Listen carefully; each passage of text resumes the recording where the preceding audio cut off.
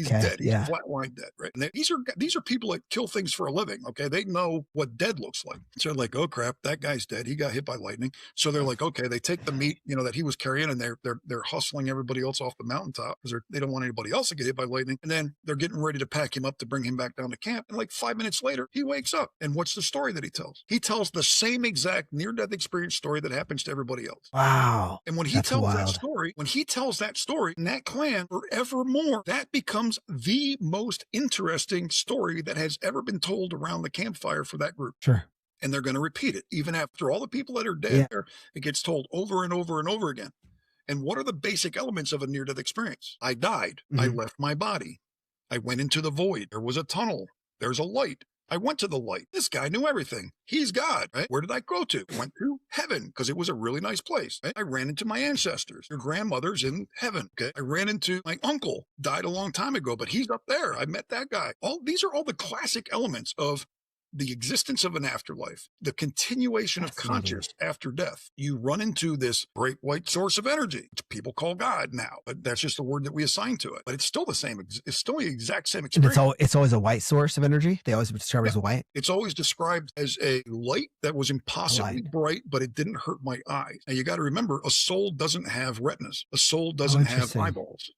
Okay, you can't burn out the eyeballs of a soul that doesn't have eyes. Do you know what I'm saying? It's just a bright light that you can see, but it's a light that communicates with you telepathically. Fascinating. So this is the classic experience. Die, cross over, encounter the light, have your life review. Sometimes you have the idea of, well, your body is still viable, so it's time for you to go back. Well, this is the plan that you made when you were planning. Oh, reincarnation. Yeah, reincarnation is real. And then you come back into your body and then zap, there you are. And then you're like, well, that was a trip. Maybe you tell people, maybe you don't. So a couple of questions I have about this. So one is there consistently a point at which an experience becomes like a near death, like as people who shared it, is there something consistent where it becomes like, is it like the heart stopping that makes it a near death experience for consistently for people, or is it? Yeah, I had to draw my own data set. So I decided. All right, so this is, if we were looking at this from a perspective of, you were writing the Panama guide, this would be Don's commentary. Now this is less than the data. Is that right? No, this is just what I'm saying is this is how I approach the data. Okay, copy. Okay, got it. There are a lot of people. Have you ever heard of my life flashed before my eyes? Yeah, for sure. That's what I would call a fear death, being afraid. Yeah, okay. Fear death experience. Interesting. Okay.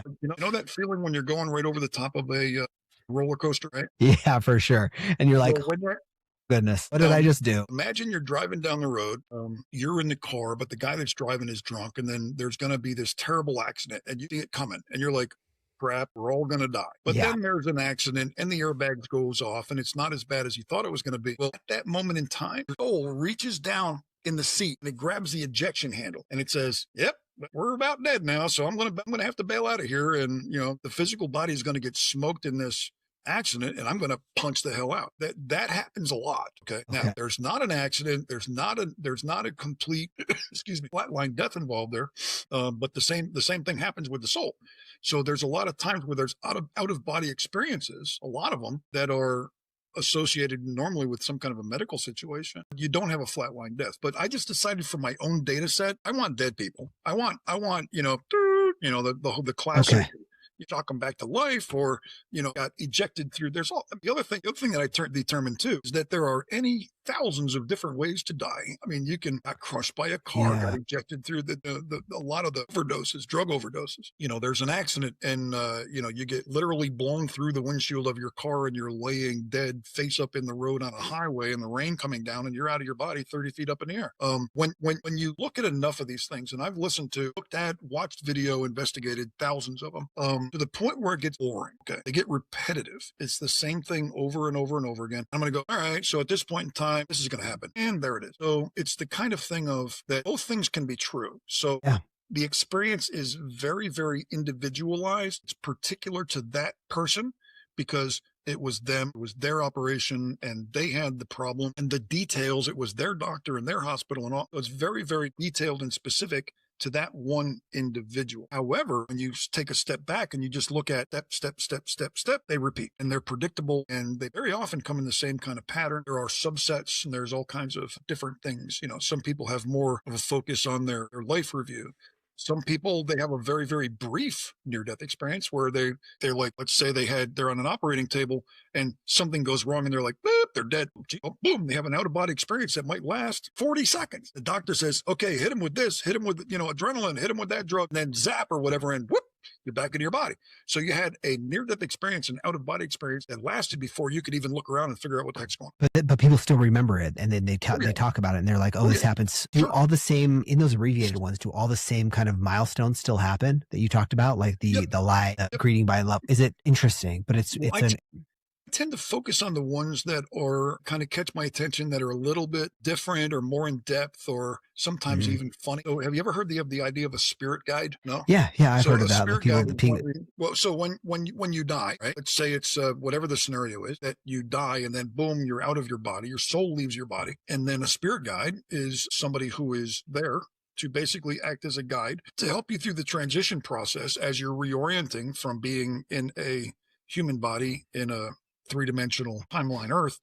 Well, now you're not doing that anymore. So now your soul is free from your human body, and now you're going to do this transition thing. So the spirit guide is basically there to go, it's okay, it'll be fine, everything's okay, you're going to be all right, and to help you along. And now we're going to do this. The funny one, it happens very often that people who have a deep religious upbringing, let's say it's Christianity and it's God and Jesus and the pearly gates and all of that. So this is one of my favorite ones.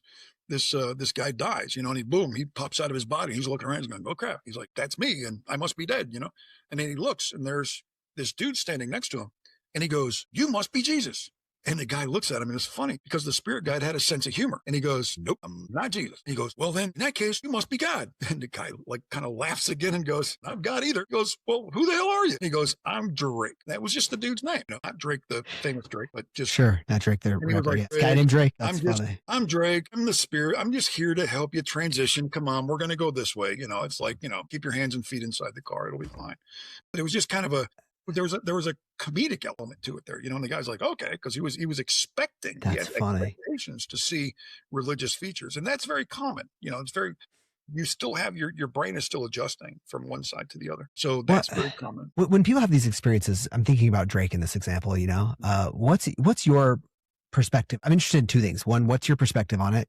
Idea, this thought according to Dawn, and then also, what does the data tell you about this? Do you think that these experiences that people have, is it something that's happening like more like an afterlife, or is it just? I heard it described by one guy as it's kind of the same way that nature knows how to build your body and grow and do what it's supposed to do. It's like your body is already kind of hard coded to know what it needs to do to shut down. Okay. And which is it? Is it there's a chapter in the book which is called The Science of Denial. So I took a hard look at that. I went all the way down that rabbit hole. And when the medical field and doctors and scientists look at the idea of near-death experience, that what they focus on completely is the physical